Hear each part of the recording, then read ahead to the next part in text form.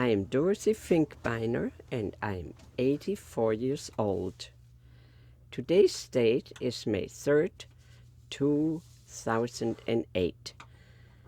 We are in Sacramento, California, and we are friends. And my name is Rebeca Friedman, called Riki, R-I-K-I. I'm 87 years old, and today's date is May 3rd, 2008. And the location is Sacramento, California. And my relationship to my partner is, we are, I believe, very dear friends. Riki, where were you born, actually? My home birthplace was Brooklyn, New York, and I was born 12/22/20. That's December 22nd, 1920. So that's where I was born. How about you? I was born in a suburb of Stuttgart in Germany. Mm-hmm. That's in the state of Württemberg, in this very southern part of Germany. Mm-hmm. And I lived there till 1951, when I was lucky to step on the boat and come with the boat, not on the Mayflower, but with an old boat, and came to Hoboken, actually, and then took my way to Indianapolis, where my husband waited for me. Was he your husband by then? By then, yes, he was actually German too, but had left for the United States a year earlier. And we were both accepted as immigrants with the possibility to be naturalized after 5 years. So that was in the year 1951, and my husband actually had been in the States a year before, and he came back so we could marry, because that expired, really made my getting the papers much quicker than if I had tried on my own to just... So why don't you tell me, how come you came to Eschaton? That was simply because we had lived in the Chicago area and raised our 2 sons in the Chicago area. But when my husband died, I was left completely alone in Illinois, because my original family, of course, was across the sea. And my 2 sons had packed up after college and moved to California. So I had to follow. And my older son was living in Sacramento with his wife, and there are 2 grandchildren in the Bay Area. So I said, this is the place where I will go. And we found the lodge, really so close by to their house, and that was the reason that I moved to the lodge. But your husband wasn't with you at that time. No, he had died. It was a year after my husband died. Otherwise, we were together to the time he passed away in our own home. Then you had to move. So I had to move to be not alone in Illinois. But tell me, what made you move to the lodge? Because Okay. I am relatively new to the lodge. I think I'm not there longer than a year, if a year. And the only reason I came is that I was already widowed. My husband had died in 2000. And I found myself in a private community with 400 acres around, forever green. And the people who lived within that 400 acres were beautiful people with a lake in the middle, and it was simply exquisite. So I had no reason to move when my husband died. But then a catastrophe hit me that I was not able to cope with. You can see I have difficulty talking about it. My son Richard, who was 6'2", and the talk of his neighborhood, he lived in Parkville, Missouri. He went to the college there. And he got multiple myeloma.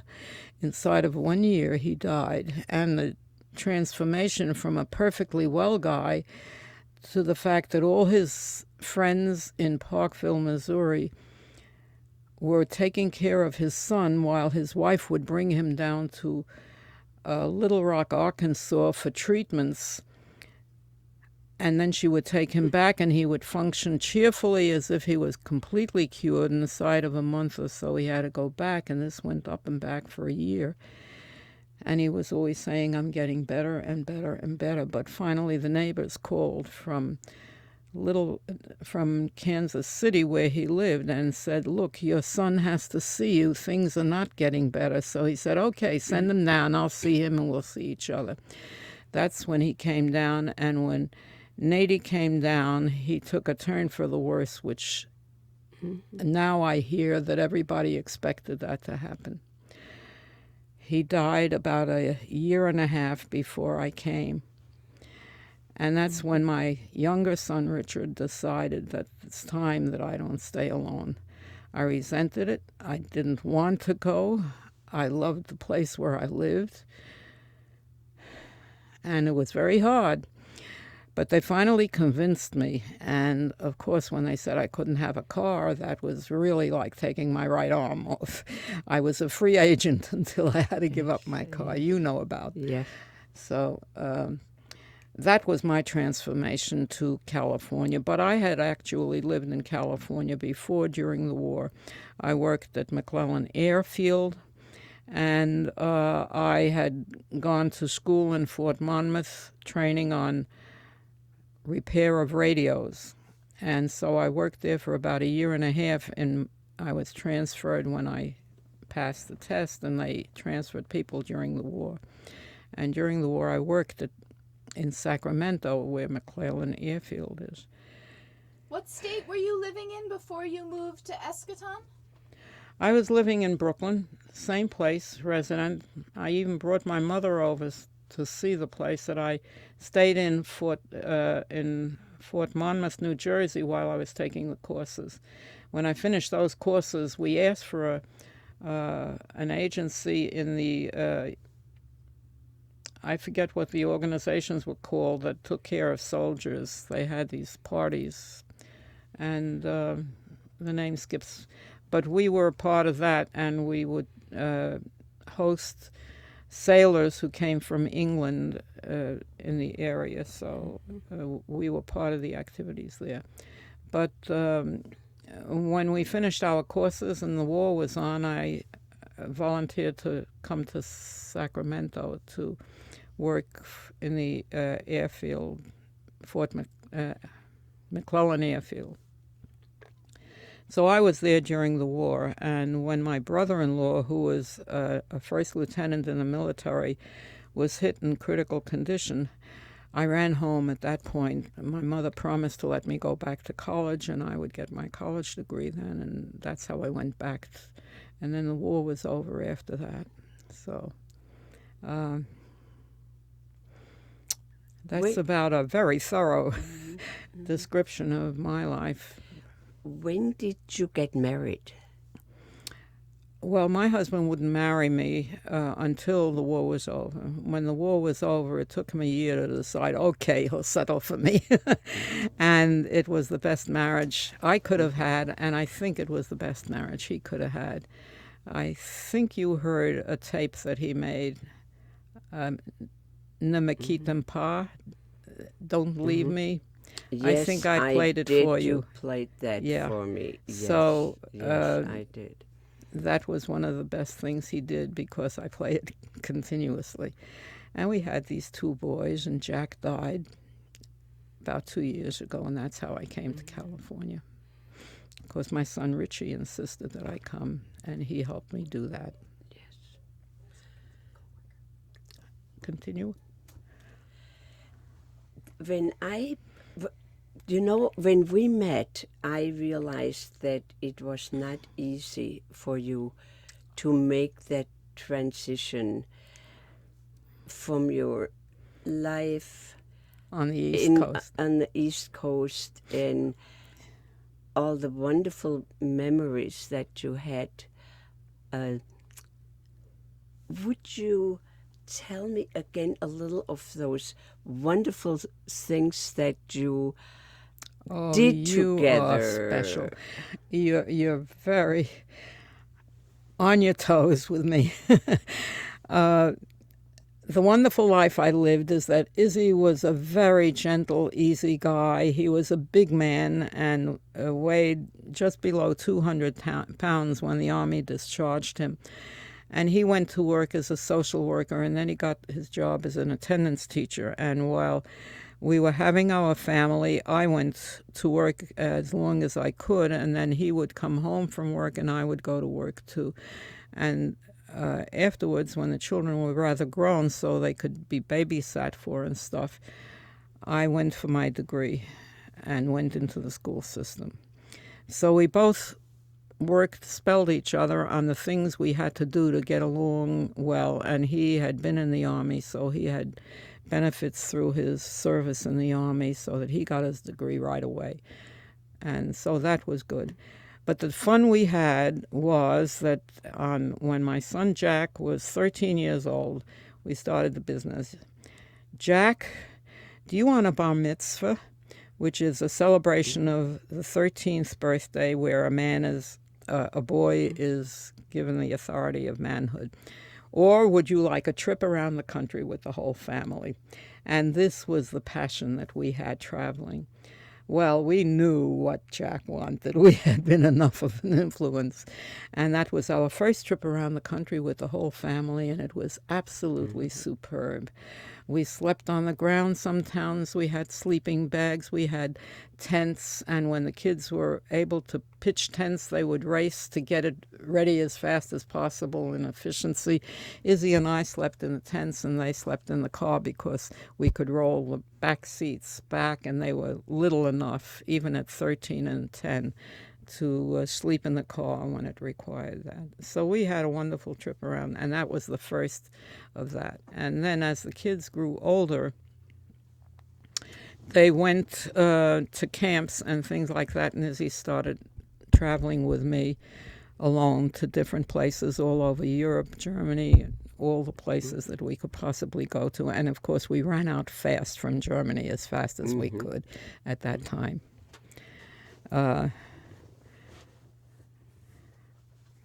This can go on forever because every year we were traveling to another area and exploring. So that is just exquisite, but I want the period that we were together and our relationship together to be recorded.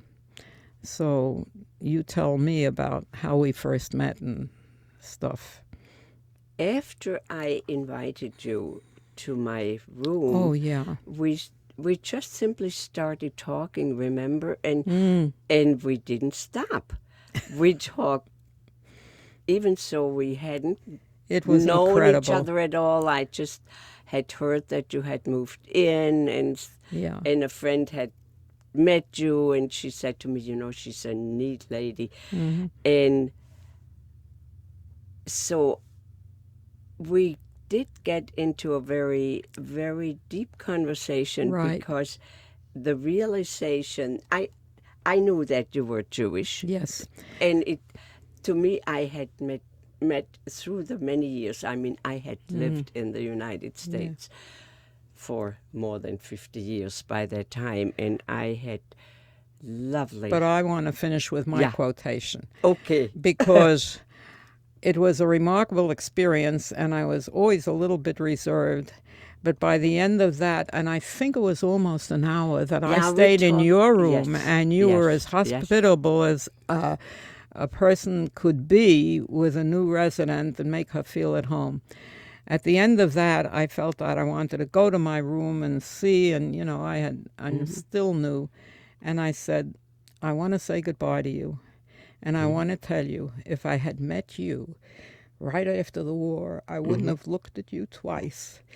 And we have established a relationship that was incredible. And we're here to this day to talk about that. And that's really what made me feel connected to you, because I know I replied, I understand. Because how could anyone that had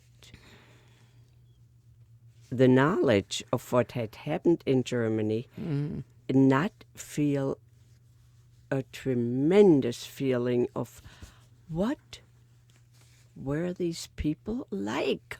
And certainly You were my first acquaintance. And since I had met really some and found some very nice relationships, I was very sure that you would accept me after a while. That was not my problem at all, but I didn't realize either that we would... you were the first German I had spoken to since the war. This was a new experience to you. It certainly was. It was an experience that is forever immensely gratifying to me. In all these years, it has remained a very gratifying experience. If I meet Jewish people, even if they have just lived here in this country but are aware or they had families involved in Europe, to me it is a experience of deep, satisfying relationship that even a tremendous difference like our experiences can be bridged. And you can find behind the horrible experiences that come through involvements of countries we live in, not by our decision, not by our, often not even by the knowledge of what is actually happening in the background that we don't see. Or that, are aware of, or until after the fact. And hear it after the fact and say, why did we not see it and why could we not do anything? But to meet people and then bridge that and find the relationship in the same, even the same outlook on the world. So important. That makes it an experience that is just overwhelming. And what we found is that we say to each other,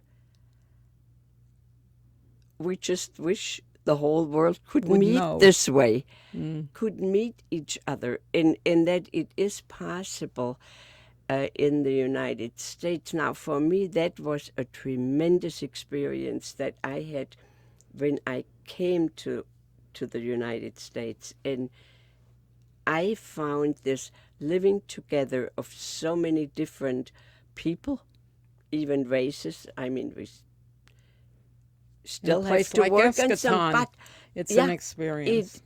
That there is a common bond. And I did write back to my parents at the time in one of my first letters that this is so wonderful to see how people can be tied together and say, this is our country, and this is the country we love, and no matter where we come from, we're living together. We have bonded. We have a bond together, and I did add to it, wouldn't it be wonderful if we would come to the point where we would say, this whole world, this whole planet is the place that is given to mankind. And one day, if we find that we cherish this place that is given to us Yes. as our place to live, and live in this place and cherish each other and lift up each other and appreciate each other in our differences, and feel we are all worthy, and give each other that dignity that we are all human being, and as you say, mention.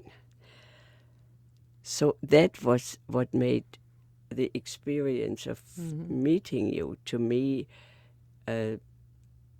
so very special, because you were really expressing it That's true. in a way that, And I'm so glad you're articulating it.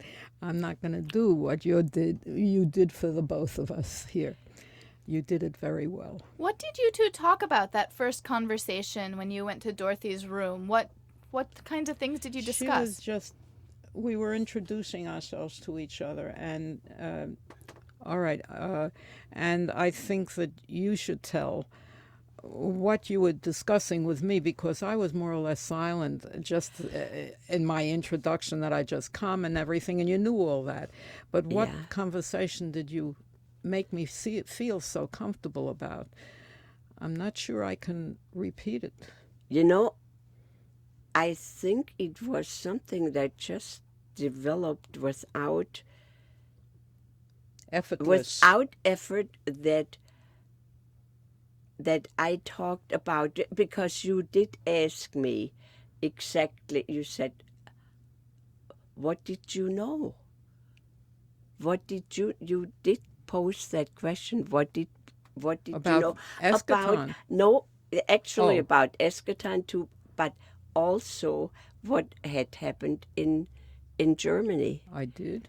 You did, and Good. and I think that's Very brought us. bold, because this was my first acquaintance with you. Yeah, but see, that was that was the amazing thing, that we had a feeling, a click Of kinship. that you could ask a question, and I felt I could give Very a very good. I'm honest glad you- answer.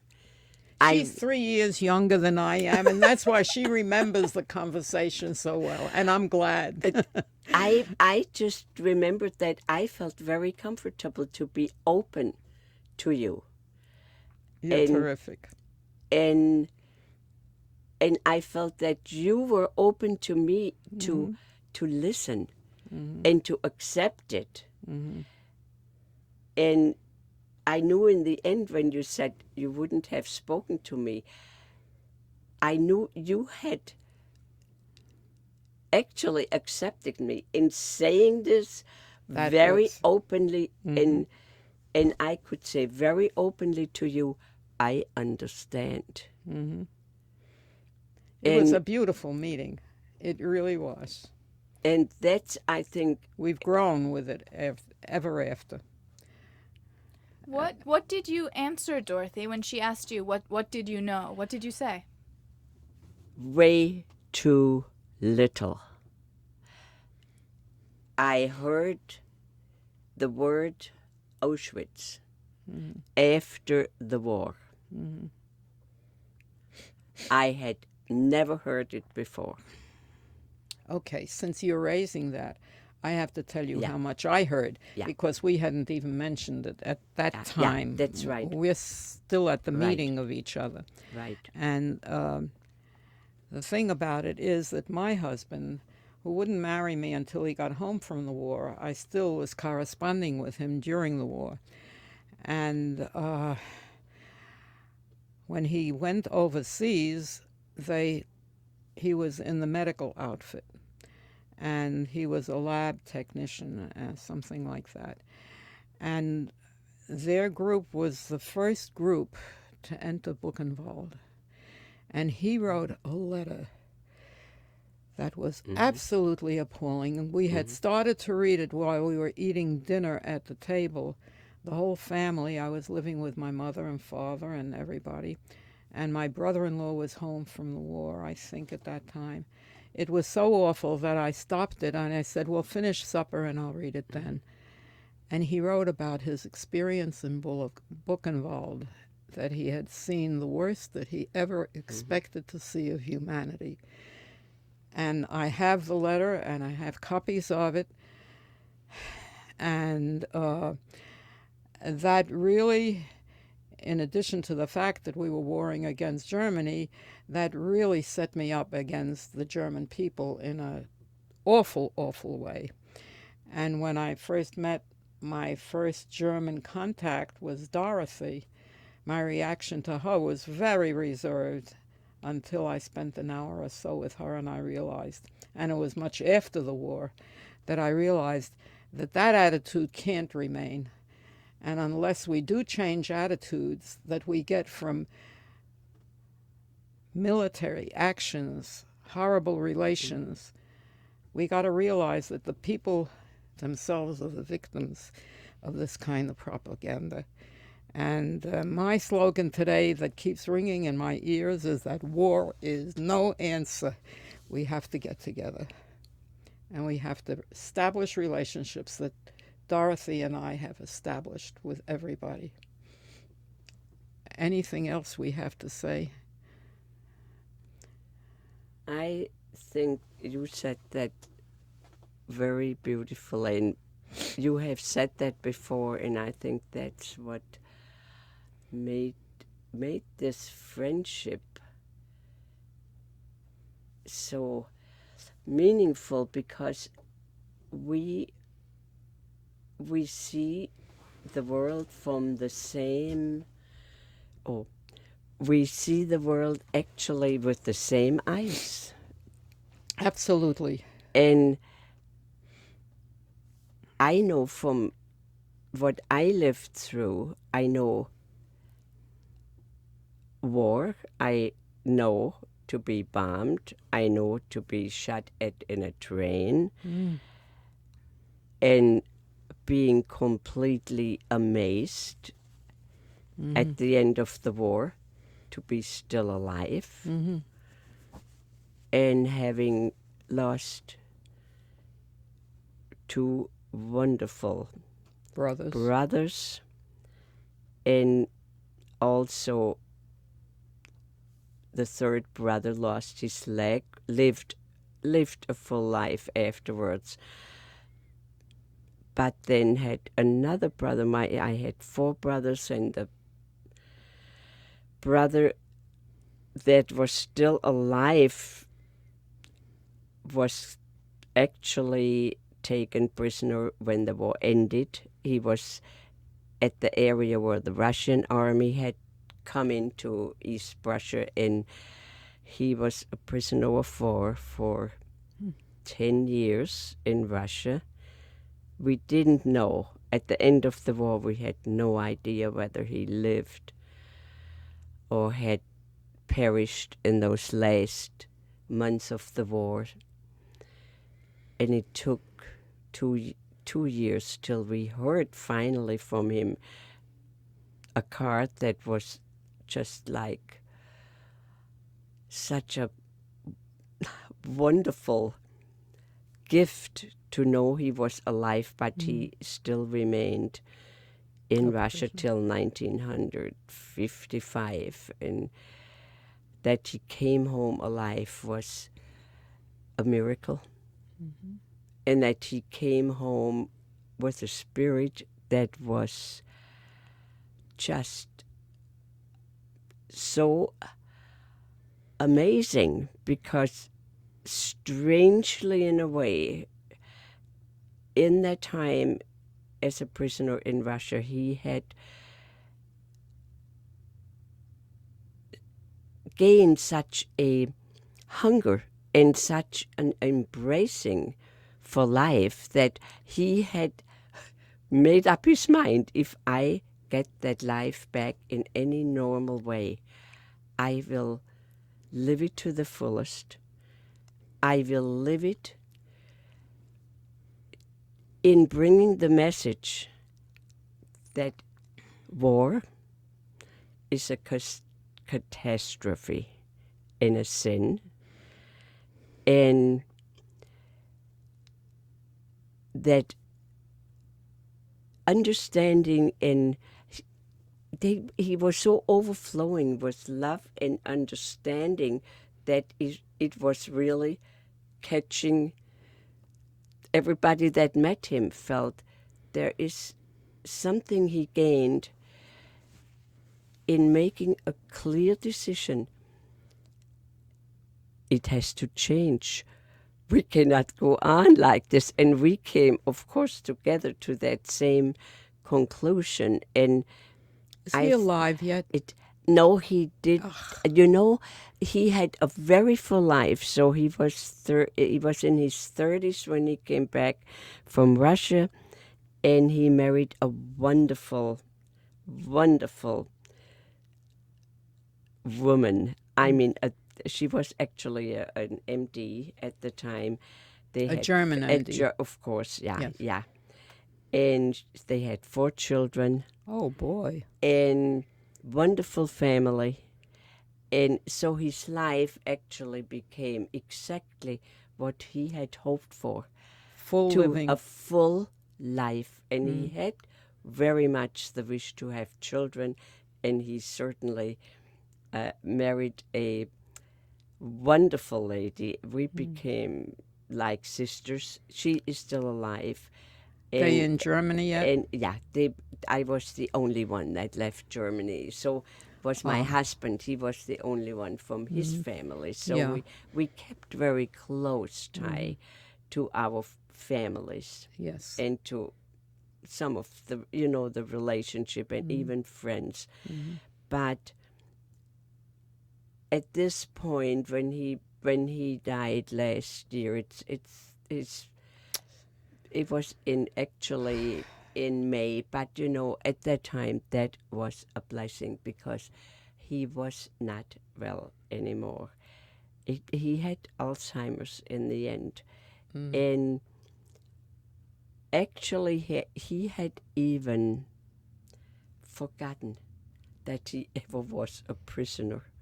Really? Because his memory had so completely Wiped it disappeared. out. And the only thing, luckily, that he kept was his being loving, being Zest for life. That was really even in his illness, and enjoying the smallest things. Seeing the sun in the morning. I was visiting every year, actually, in the last 8 years. And every morning we had to look out together, and that was especially, when he had the Alzheimer's already. Look, where's the sun? You went to Germany to visit him? We visited, my husband and I started visiting when my husband retired. We visited every year because we had all lovely. the family. We were very fortunate, and we had a family that we loved dearly. And so in the last visit that I saw my brother, it was the ritual every morning to step out on their balcony and look where the sun was. And then he admired the sun when it was there. And then we took walks. They lived on the edge of a very lovely university city, and we walked along a little river, and every day he said, I have never seen such a beautiful sky. Look at the sky. Oh, golly. I have never seen such a beautiful sky. That he kept actually to the very end of his life. His appreciation for life that he had gained in that really terrible experience of being a prisoner of war, that had given him such a thankfulness to just come back from this experience and enjoy a normal life, and his love for everybody. He was very much even marching in peace marches because he was so aware how horrible war is for everybody. Even he had said that actually in the last leave that he had at the end of the war. He talked to me about this horror that he said the weapons are getting so horrible. There is nothing of courage or It's just to it anymore. It's just a horrible, horrible killing. And he said also, and he was in the regular German army, which was never involved in anything involves or any of the... in any of the concentration camps. But he had seen something that on his way back, I think through Warsaw, on a leave, and he said, if we just could get an end to this being in this war, I know the army would clean out this horror that has been perpetrated. And he didn't give me the story actually, but I knew it was something that he said we have to As come he went to through Poland? And yeah, he went through because he was still in Russia at the time, I see. in the area of that was Russian, or He did see the somehow- devastation in he's- Russia, didn't he? Oh yeah, and he was completely, even so, he had not a good experience, of course, being a prisoner so course. long, but he had such an appreciation of the destruction that war had brought to Russia, and he was speaking up against putting new missiles into Germany against Russia. That was still during the Cold War. That's right. There And was he discussion on felt that. that was not right because Russia had suffered enough, and he wanted to be part only of peace. That's why we're together. So There's such a common bond between the two of us. It's incredible to see how this has evolved through all this horror that I haven't witnessed personally. I only witnessed it in secondhand. But there's only one way for my children to survive if this isn't recorded and worked on so that we have it that way. Well, there's about 5 more minutes, and I have a few questions, if that would be Good. okay. yes. I guess I just want to know a little bit more about what it is about you that makes you such good friends. What do you like to do together? You know what? I'm going to confess. Dorothy took me in hand, and every time she had an opportunity to go to Land Park Drive and take me through those trees and the garden there established by the WPA, whose works I respect a great deal, and we go and wander through the flowers and look through, and we get chances to talk to each other and appreciate everything that she takes me to. And I don't have a car anymore, of course. So when she has such an opportunity and takes me, I am in heaven over it. That is a day of just glory living in the peaceful, beautiful way right at Land Park. What is Land Park? It's a park. Land Park Drive is a drive that if you take it down, I don't know, is it northwards or the other way? It's going She's the driver, south. so she knows. Actually, our lodge is at a wonderful spot. It's close to downtown, actually, only We get right into the 10 park. minutes. But it's across from Land Park. We overlook, and actually Riki overlooks it even more from her 6th floor window. It is a wonderful park that was gifted to the city. The land was gifted to the city of Sacramento, I think in the very early 1900s, Yeah. by one of the rich people of Sacramento, and it was developed in golf course, and the trees are I remember being told that the trees have been brought from Central, South America, and North America, and they have been tended and taken care of by the city beautifully. And they are magnificent, tall, tall trees. And when we go, we see the sun in a different direction because we've been doing the round for almost a year, periodically. When she has some time, she sneaks me into it, and I go. What other things do you do together?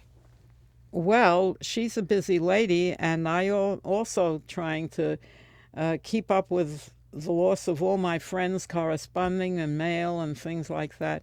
So the other things are separately undertaken. Can you think of anything else we've done together?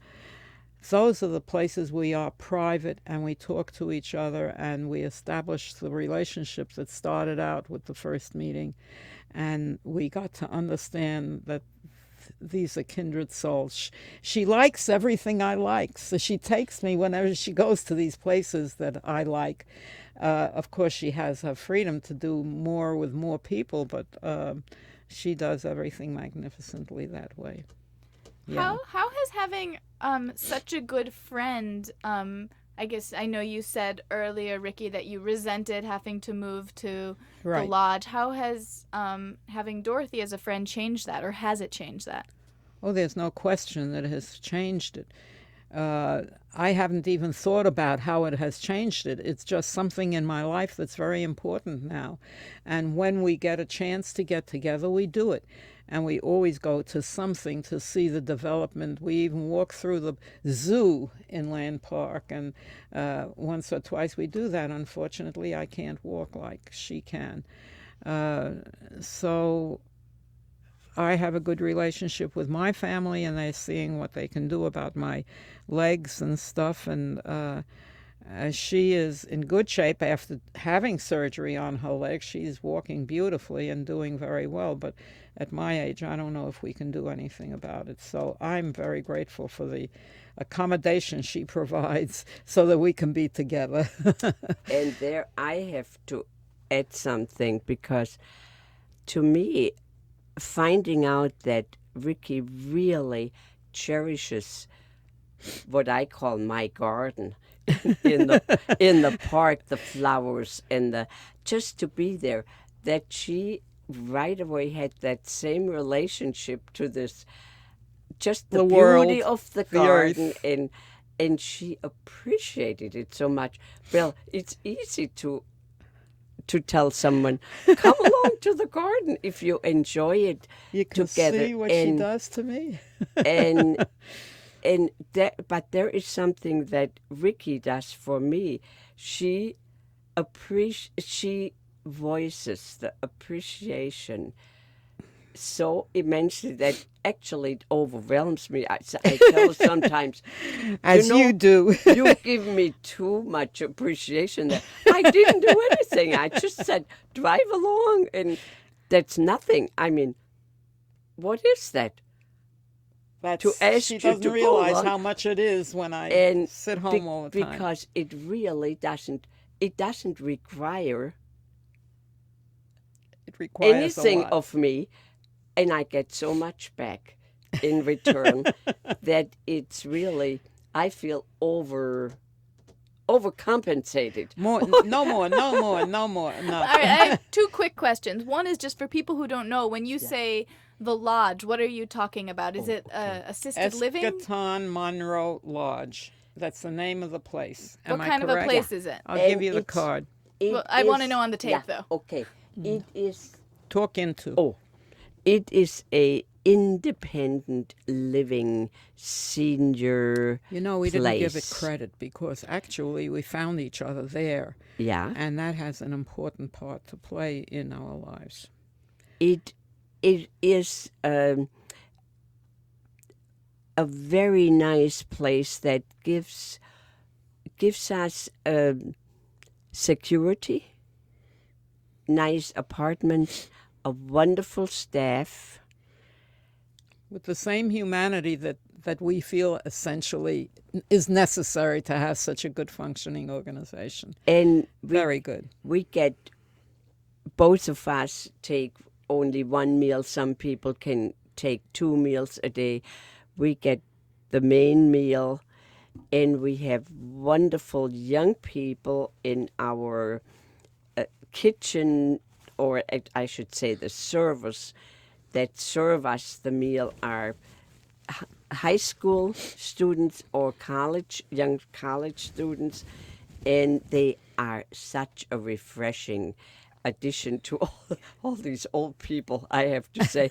They bring in that touch of youth, and they are very polite, very understanding. They put up with over and over being asked again because somebody hasn't heard them.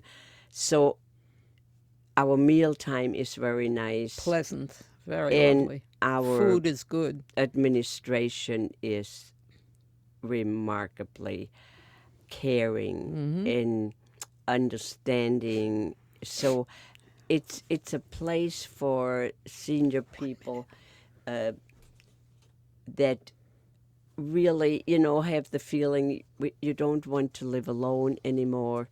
You don't need assisted living. They have activities constantly going on, so it's an unusual place.